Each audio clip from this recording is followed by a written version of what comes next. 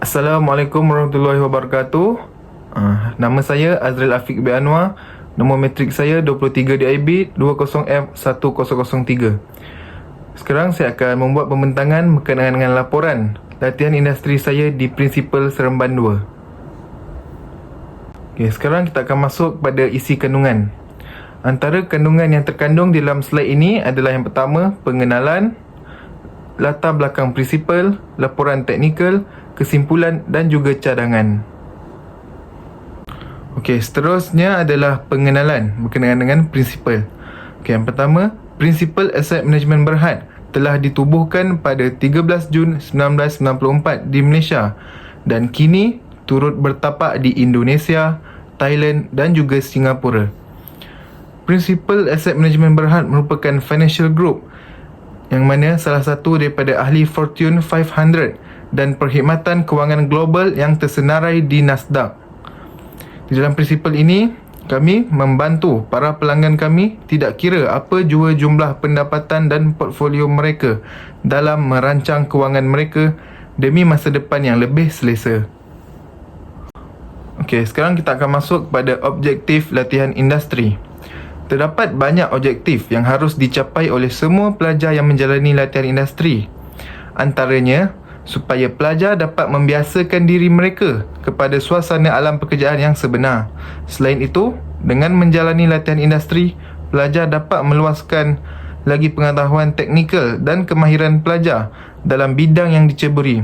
Hal ini kerana dengan menjalani latihan industri, para pelajar akan diajar dengan perkara yang baru, perkara yang mungkin tidak diajar oleh pensyarah-pensyarah ketika berada di IPTA maupun IPT. Sekarang kita akan masuk pada objektif laporan. Antara objektif laporan adalah sebagai bukti latihan industri yang telah dijalankan sepanjang semester ke-6 bagi semua pelajar diploma. Selain itu, supaya dapat menjelaskan segala aktiviti yang telah dipelajari atau dibuat sepanjang menjalani latihan industri. Antaranya adalah pelajar juga dapat mengamalkan etika dan peraturan kerja yang baik. Selain itu, laporan juga dapat memberikan pengetahuan terhadap kedua belah pihak sama ada pelajar dan pihak yang membaca tentang apa yang dipelajarinya semasa menjalani latihan industri.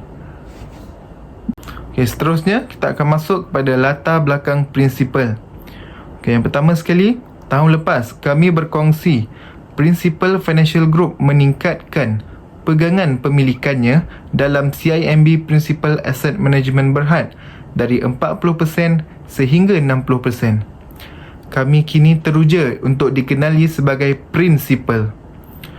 Untuk yang kedua, kumpulan kewangan utama ialah peneraju global dalam pengurusan pelaburan dan juga penyelesaian persaraan menyeluruh.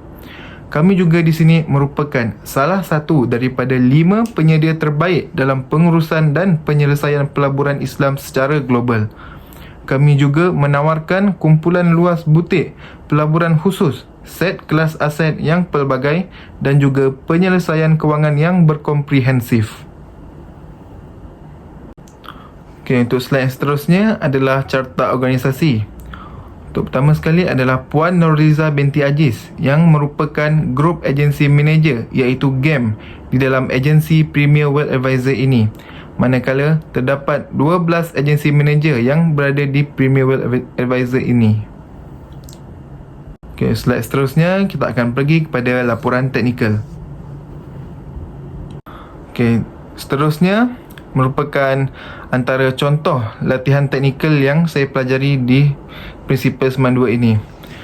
Untuk yang pertama adalah membuat quotation bagi produk takaful daripada Sun Life Malaysia. Dan contoh produknya merupakan produk Sunprime Link I. Terdapat beberapa langkah atau step yang perlu dipelajari atau dibuat sebelum membuat quotation bagi produk ini. Untuk langkah yang pertama adalah mendapatkan maklumat yang terperinci daripada pelanggan. Seterusnya, memasukkan semua maklumat-maklumat pelanggan dalam quotation, lalu membuat pengiraan berkenaan dengan permohonan pelanggan. Untuk langkah yang ketiga, sekiranya permohonan quotation ini successful, maka quotation tersebut akan dihantar kepada pelanggan dan meminta keputusan daripada pelanggan. Untuk langkah yang terakhir adalah mengambil salinan kad pengenalan pelanggan sebagai pengesahan untuk memiliki polisi tersebut. Okey, seterusnya merupakan latihan teknikal yang kedua yang saya pelajari di sini, iaitu membuat ledger berdasarkan fund fact sheet. Okey, seperti yang tertera di gambar rajah slide ini, iaitu Fund Principal Asia Pacific Dynamic Income Fund.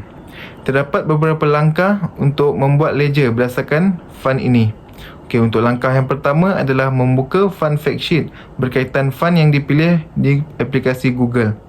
Yang kedua, mengira total investment mengikut current price yang tertera di fund fact sheet tersebut. Untuk langkah yang ketiga, memasukkan total current value di Principal Direct Access. Dan langkah yang terakhir adalah membuat summary report berdasarkan ledger yang dibuat. Okey, untuk slide seterusnya adalah kesimpulan.